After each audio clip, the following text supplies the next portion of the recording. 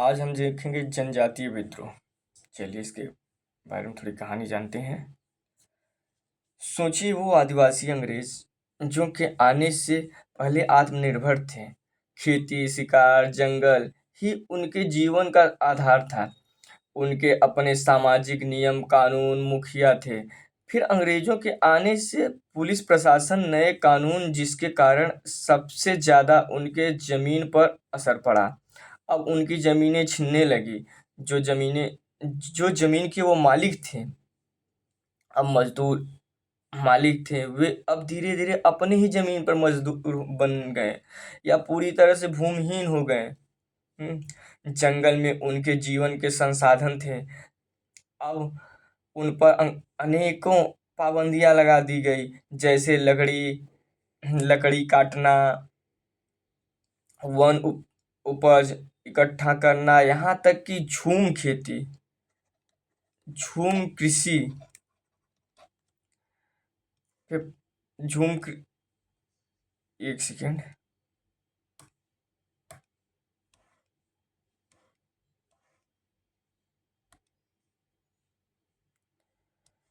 चलिए। झ- खेती जैसी पारंपरिक तरीकों पर भी रोक लगा दिया गया। झूम खेती होती है जैसे जगह जगह जाकर करना, बदल कर करना, कर करना। एक जगह किए, फिर वहाँ काटे, फिर नेक्स्ट तो ये वादी से झूम के कृषि थी। तो अंग्रेज के आने की वजह से झूम खेती भी पाबंदी लगा दी गई। हाँ, जनजातियों पे सोचिए उनके जीवन पे कितना बड़ा वो हुआ, रहन सहन सब पे अंग्रेजों ने अपना अधिकार करने लगे। ठीक है। फिर बाहरी लोगों को हस्तक्षेप बढ़ा, फिर अनेक लोगों को, मतलब कि जैसे क्या कहते हैं जमींदार, क्या कहते हैं साहूकार, क्या कहते हैं अंग्रेज प्रशासन, इन लोगों का हस्तक्षेप बढ़ा। तो बाहरी लोगों को ये दिक्कू कहते थे, दिक्कू। दिक्कू वो थे जो बाहरी लोग थे, बाहरी। जैसे बताया भी ना, एक सेकेंड।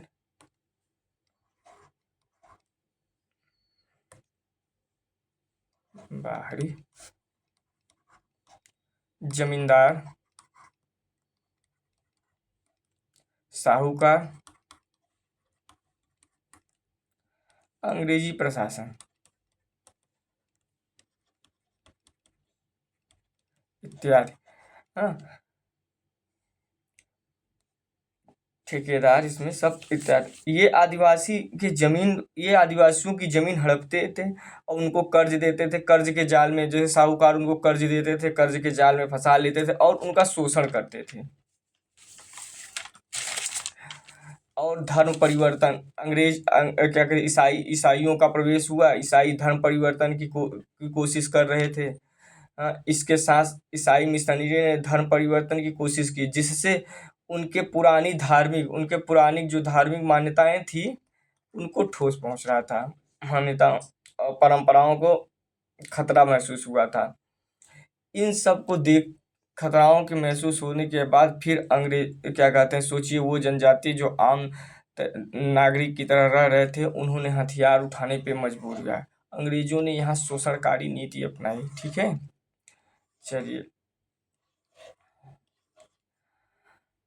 अब इनके बारे में एक एक करके देखते हैं कि कौन है। ये था उनके पीछे कहानी कि उन्होंने ऐसा क्यों किया। कि आखिर जनजाति ये क्या कहते हैं, वही जो क्या कहते हैं फल फूल पत्तियों पेड़ों जंगलों में रहने वाले, झूम कृषि करने वाले। हाँ, उनका संसाधन वही जंगल जमीन ही था। आखिर वो हथियार उठा लिए, फुलसा परासा लेकर अंग्रेजों से युद्ध करने पे तैयार किए हुए हैं। जब किसी की घर छीनी जाती है, उसकी जमीनें छीनी जाती है, उसकी संसाधन मूलभूत आवश्यकताएं जब छीनी जाती हैं, हाँ, जब शोषण होता है, उसके धार्मिक परंपरा और संस्कृति पे परंपरा होता है, तो व्यक्ति व्याकुल होता है, तो उसको कुछ नहीं सूझता, अपने सुरक्षा के लिए, आत्मरक्षा के लिए आंदोलन करता है। ठीक है। तो वही विद्रोह की है जनजाति। चलिए देखते हैं, शुरू करते हैं। कंपनी शासन द्वारा मैदानी क्षेत्रों के भारतीय के साथ साथ जनजातियों की भी शोषण किया। कालक्रम समय पर कोई विद्रोह किए गए, जैसे प्रमुख विद्रोह, यहाँ आप इसे काट दीजिए, कोल विद्रोह है, रोल विद्रोह नहीं है, कोल विद्रोह है। कोल विद्रोह, हो विद्रोह, कछार विद्रोह है, यहाँ ये मिसप्रिंट है, कछार, संथाल विद्रोह इत्यादि विद्रोह हुए। चलिए देखते हैं, एक एक करके सारे विद्रोहों के बारे में देखेंगे, उनका नेतृत्व किसने किया, कहाँ से हुआ, कैसे हुआ, फिर उनका दमन। चलिए विद्रोह के कारण एवं स्वरूप के बारे में देख लेते हैं। विद्रोह का कारण था भू राजस्व एक शोषण, भू राजस्व एक शोषणकारी हो गई। अब भू राजस्व सीमित मामलों में, भू राजस्व को शोषण, भूमि कृषि पर रोक लग गई, उनके भूमि कृषि पर, झूम कृषि जो थी, झूम कृषि पर उनके रोक लगा दी गई। बताया ना भी, झूम कृषि उनको रोक लगा दी। स्वतंत्र और विचरण एवं संग्रहण पर लोग, स्वतंत्र विचरण मतलब स्वतंत्र तरीके से एक जगह से दूसरे जगह जाते थे, उस पर लोग लगा दी कृषि करने के लिए। कभी एक बार यहाँ कर लेते थे काट के बाद, फिर नेक्स्ट टाइम जाते थे, वही झूम कृषि होती है, स्थान बदल के करते थे। फिर ईसाई मिशनरियों का प्रवेश हुआ, वे धर्मांतरण कराने लगे, धर्म परिवर्तन, बताने लगे कि ईसाई में ईसाई धर्म करोगे तुम्हें ये इतने फायदे होंगे, ये होगा। किसी पढ़ाने लगे, शिक्षा देने लगे, जॉब देने लगे, लालच देने लगे हैं, तो लोग युवा जो थे इनके तरफ आकर्षित हुए। तो जो बुजुर्ग आदमी थे उनको उनके पारंपरिक और क्या कहते हैं धार्मिक को ठोस पहुंचने लगा, संस्कृत सभ्यताओं को। ठीक है, बाहरी महाजन का अस्तित्व, बाहरी महाजन का प्रवेश हुआ, दिक्कुओं को वही बोले ना, स्वरूप सब सब स्वरूप एक ही था, सबको मिलाकर सब सम्मिलित शोषण, मतलब सब शोषण किए, चाहे व्यापारी हो प्लस महाजन और अंग्रेज, ये सब सम्मिलित रूप से क्या कहते हैं आदिवासियों का शोषण किए। ठीक है, चलिए अब स्वरूप स्वरूप सम्मिलित रूप से शोषण किए। चलिए अब स्वरूप देख लेते हैं। जैसे स्थानीय, स्थानीय में क्या कहते हैं हिंसात्मक सशस्त्र प्रकार कर, सशस्त्र सब प्रकार का धर्म का पुत्र। अब कहा गया धर्म का पुत्र बिरसा मुंडा, बिरसा मुंडा कहा गया कि ये क्या कहते हैं भगवान के अवतार हैं, इन्हें बोला गया कि धर्म का पुत्र, ये धर्म की रक्षा करने के लिए आए थे बिरसा मुंडा। ठीक है, बाहरी शोषणकारों के दिक्कुओं के खिलाफ विद्रोह, लेकिन हर बाहरी के खिलाफ नहीं था। ठीक है, यही जो क्या कहते हैं जमींदार, ठेकेदार, क्या कहते हैं अंग्रेज, साहूकार, इनके खिलाफ था। चलिए एक एक करके देखते हैं, पहले इनका प्रभाव देख लेते हैं हम। प्रभाव क्या था, फिर सन्यासी विद्रोह स्टार्ट करेंगे। इससे क्या हुआ, इनके प्रभाव आने से हुआ सरकार द्वारा अधिनियम लाया गया। फिर सरकार देखा कि क्या कहते हैं इतने बड़े पैमाने पे विद्रोह होने लगे, तो फिर सरकार ने एक अधिनियम लाया। कई सकारात्मक कदम भी उठाया गया। जैसे जंगल जमीन पर सीमित अधिकार दी गई, कहा गया जंगल और जमीन पर क्या कहते हैं आदिवासियों का सीमित अधिकारों को मान्यता दी गई।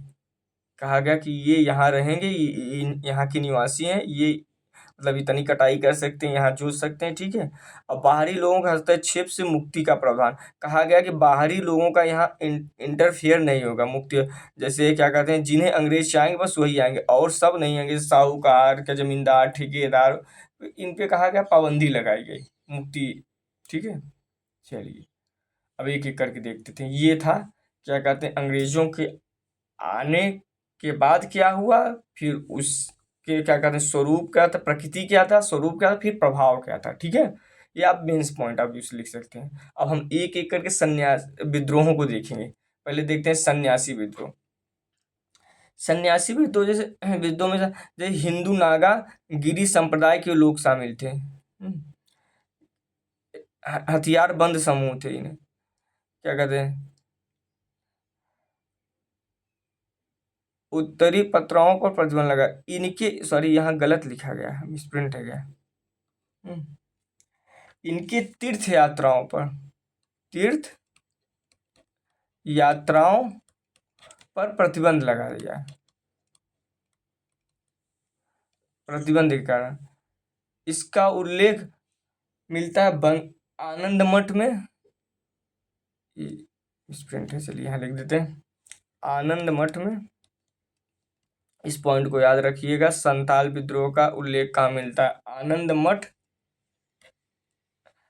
बंकिम चंद्र चटर्जी का है, चंद्र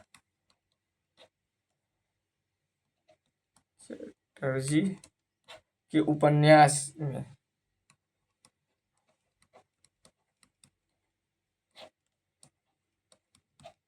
इसे याद किया रहेगा, बंकिम चंद्र चटर्जी के उपन्यास में क्या कहते हैं, संथालों का विद्रोह के बारे में मिलता है। ठीक, ये वही उपन्यास है बंकिम चंद्र चटर्जी का जिसमें आनंद मठ से ये क्या कहते हैं राष्ट्रीय गीत, राष्ट्रीय गीत 1920 में। ठीक है, 1920 तक इसको दोबारा राष्ट्रीय गीत लिया गया था, यही आनंद मठ से राष्ट्रीय गीत। चलिए नेक्स्ट देखते हैं, तिलका माझी। तिलका का होगा भैया, पहले लिखा गया है, मिस प्रिंट बहुत हुआ है आज। तिलका माझी, चलिए तिलका माझी के बारे में देखते हैं। इन्हें पहाड़िया विद्रोह भी कहा जाता था,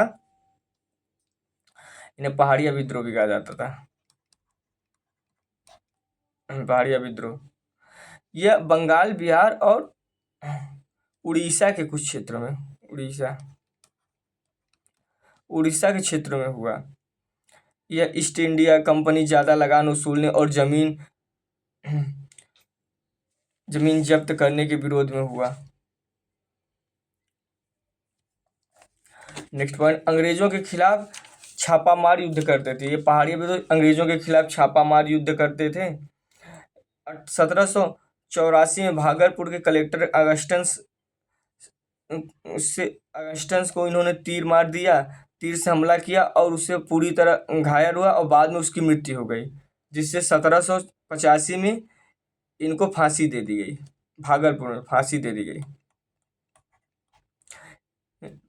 दी गई, भागलपुर में एक बरगद के पेड़ से लटका कर इनको फांसी दी गई थी, तिलका माझी को। ठीक है, इन्हें पहाड़िया विद्रोह भी कहा जाता है था।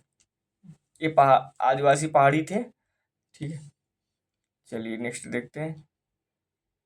ये सब पॉइंट इंपॉर्टेंट है, सारे पॉइंट इंपॉर्टेंट है, एग्जाम में ये पॉइंट टू पॉइंट पूछेगा। चलिए छुआर विद्रोह, चुसार नहीं होता भैया, छुआर विद्रोह, छुआर विद्रोह। ठीक है, चलिए 1769 से 1805 में देखते हैं। बंगाल के जंगल महल क्षेत्र से थे। हाँ? अंग्रेज इन्हें तिरस्कार से छुआर कहते थे। अंग्रेज इन्हें तिरस्कार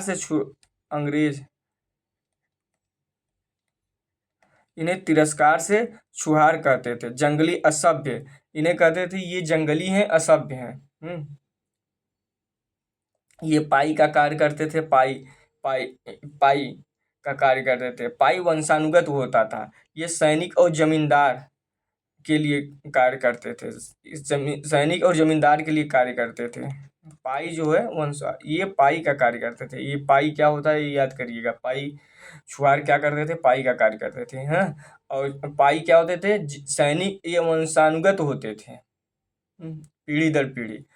ये सैनिक या जमींदारों के लिए कार्य करते थे। इन्हें इनके सेवा के बदले में इक्स की जमीनें दी जाती थी। इनकी सेवा के बदले में इक्स की जमीनें दी जाती थी। ठीक है, जमीनें मिलती थी, जिसे पायरान का जमीन कहते थे। ठीक है, इसे पाइकान नहीं, नाम मिसप्रिंट किए हो, पाइकान, ये ध्यान रखिएगा। पाइकान क्या था, ये जो इन्हें सेवा के बदले में जमीन मिल जाती थी उसी को पाइकान कहते थे। अब पाई क्या था, पाई वंशानुगत पद था, एक वंशानुगत पद था जो जमींदारों सैनिकों के चौकीदार होते थे। ठीक है, छुआर। चलिए कोल विद्रोह के बारे में देखते हैं। 1813वां, ये छोटा नागपुर के कोल युद्ध भगत बुद्धो भगत के नेतृत्व में हुआ। ठीक है, विद्रोह का कारण था कोल की भूमि दिक्कुओं को हस्तांतरित किया जाना, अंग्रेज द्वारा उस क्षेत्र में प्रसार। दूसरा था अंग्रेजों द्वारा उस क्षेत्र में प्रसार किया जाना, क्षेत्र में प्रसार बढ़ रहा था। और जब प्रसार बढ़ेगा तो उन पे हस्तक्षेप होगी, उनकी ज़मीनें छीनी जाएंगी, और उनकी ज़मीनें छीनने के बाद उनको क्या कहते हैं, दिक्कुओं को दी जाती थी।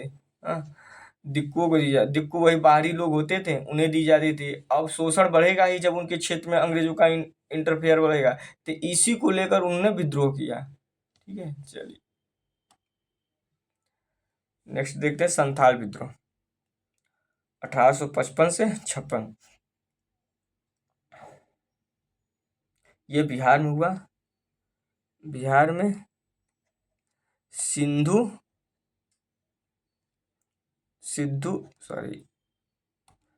और कोनू, सिद्धू और कानू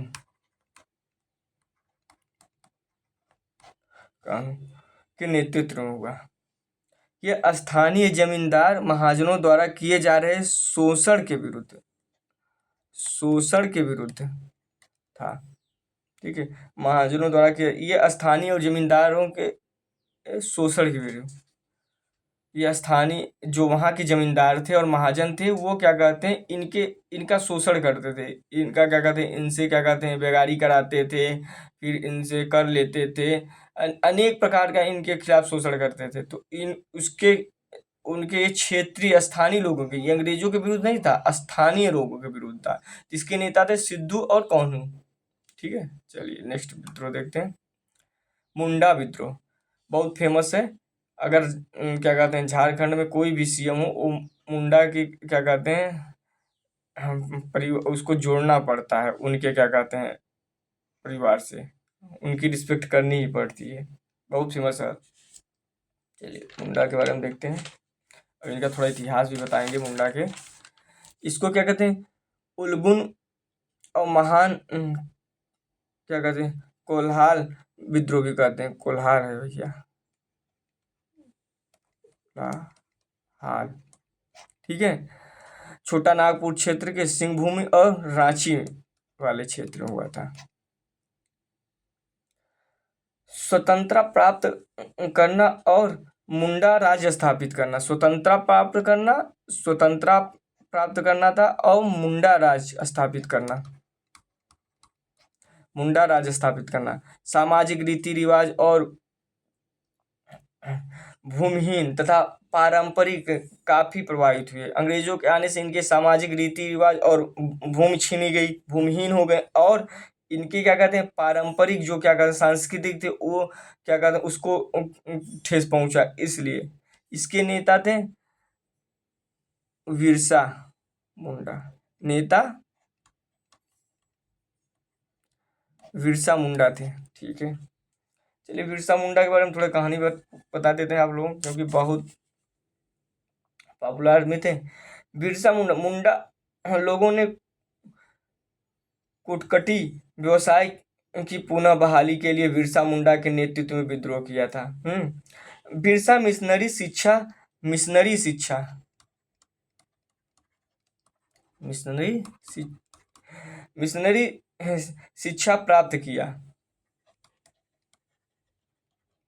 प्राप्त किया था।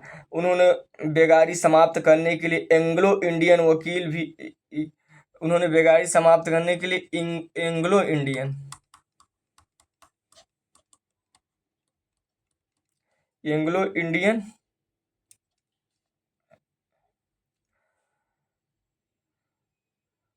भी किया, वकालत भी किया, जिसने उन्हें ठग लिया। बेगारी समाप्त कर उन्होंने एंग्लो इंडियन एक वकील किया जो उन्हें ठग लेता है। ठीक है, जिससे उन्हें ठग लिया। बिरसा ने स्वयं भगवान का दूत घोषित किया। इन्होंने भी बिरसा यही है, बिरसा ने स्वयं को भगवान का दूत घोषित किया।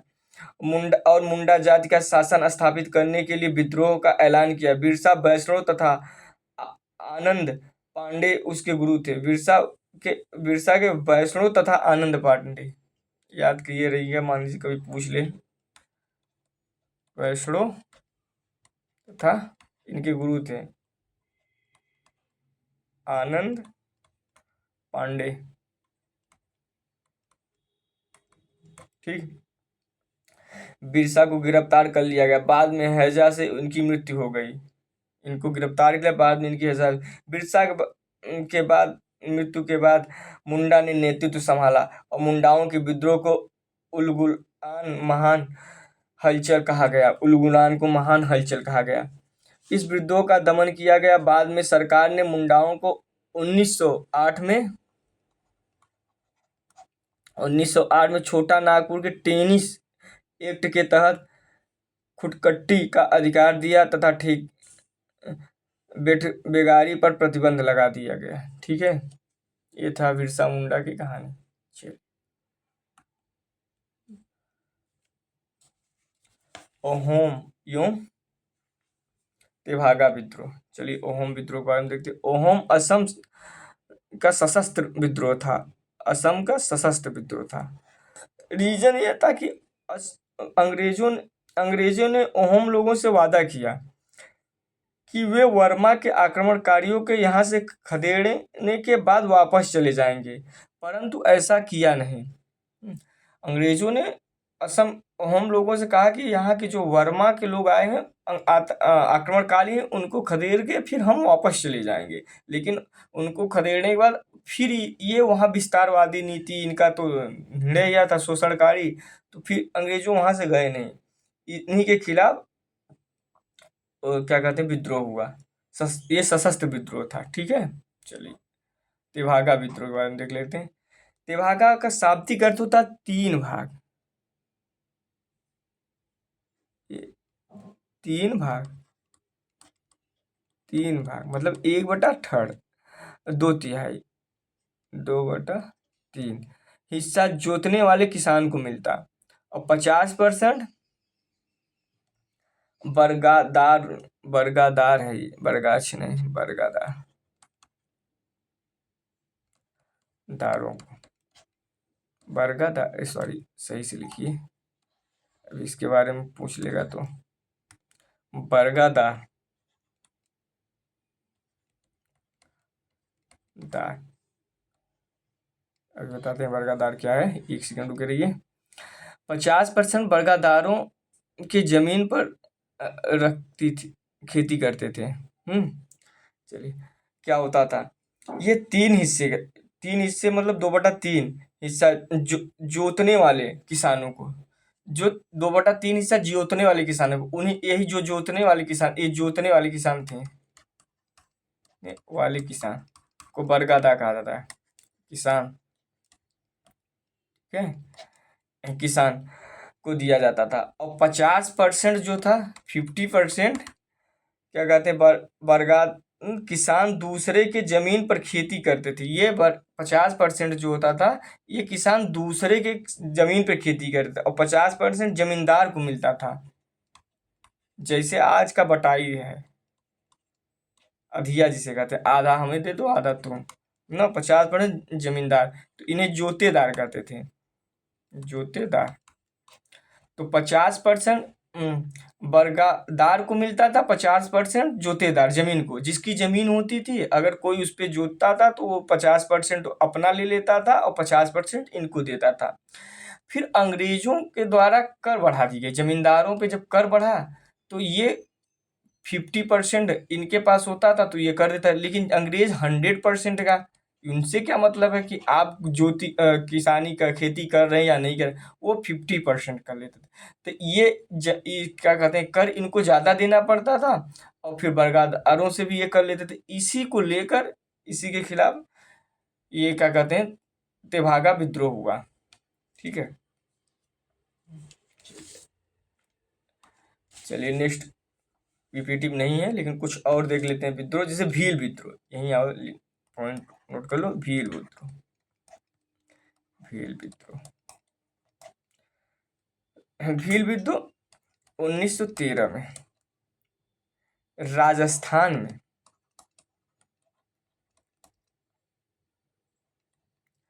राजस्थान के बांसवाड़ा एवं डूंगरपुर में गोविंद गुरु के नेतृत्व में, किसके नेतृत्व में? गोविंद गुरु थे, उनके नेतृत्व में, ये याद करिएगा। नेतृत्व में शुद्धि आंदोलन के रूप में आरंभ होकर राजनीतिक आंदोलन के रूप में विकसित हुआ। यह शुद्धि आंदोलन के रूप में शुरू होकर राजनीतिक आंदोलन के रूप में विकसित हुआ। इस विद्रोह का बिजोलिया के नाम से भी जाना जाता है, इसको बिजोलिया के नाम से, ये इंपॉर्टेंट पॉइंट है, याद करिएगा। बिजोलिया, बिजोलिया के नाम से भी जाना जाता था। ठीक है, चलिए काका और देख लेते हैं।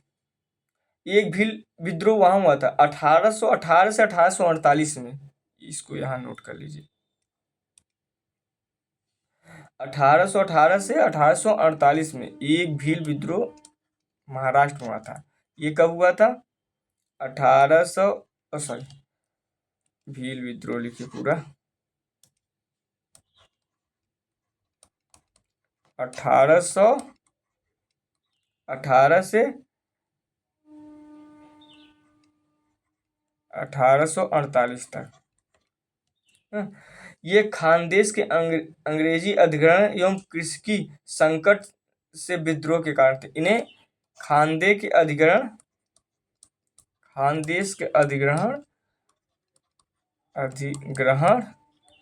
और वही कृषि संकट के कारण। अंग्रेजों की मान्यता थी कि बाजीराव द्वितीय ने इसे बढ़ावा दिया। अंग्रेज कहते थे ये संकट जो थे बाजीराव द्वितीय बढ़ावा दिए, बाजीराव द्वितीय ने इसको बढ़ावा दिया, इसे बढ़ावा दिया। 1885 में शिवराय ने इसका नेतृत्व किया। 1885 में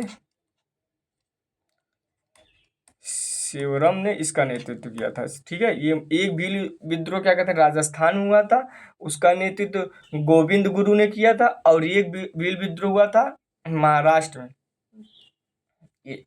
इसके क्या कहते हैं खानदेश और अधिग्रहण के कारण और किसी पे संकट आया। तो अंग्रेजों का आरोप था कि हमारे कारण नहीं हुआ था, ये बाजीराव द्वितीय के कारण हुआ। तो इसी के खिलाफ, अंग्रेजों के खिलाफ, ये 1885 में शिवराम इसके नेतृत्व की। चलिए एक और देख लेते हैं,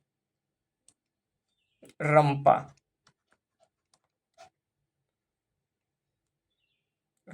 विद्रोह ना, लास्ट है रंपा विद्रोह। ये तटवर्ती आंध्र प्रदेश में हुआ था, आंध्र प्रदेश, ये आंध्र प्रदेश में हुआ था रंपा, पहाड़ी क्षेत्र में सबसे प्रमुख विद्रोह। ये क्या कहते हैं, इसका डेट लिख लीजिएगा, 1889 में हुआ था, जिसके कारण से एक झूम कृषि पर प्रतिबंध लगा था। यह भी वही था, झूम कृषि पे प्रतिबंध लगा दिया गया और इसके विरोध में, ठीक है, रंपा विद्रोह। और अनेकों विद्रोह हैं, लेकिन ये इम्पोर्टेंट विद्रोह था, इसीलिए हम बता दिए। फिर चलिए नेक्स्ट क्लास में मिलेंगे, किसान विद्रोह। ठीक है, तब तक आप रिवाइज करिए। धन्यवाद, आज यहीं तक रखते हैं। कल किसान विद्रोह देखेंगे, फिर नेक्स्ट हम देखेंगे सुधार आंदोलन, फिर इसके क्या कहते हैं PYQ करेंगे। ठीक है, चलिए धन्यवाद।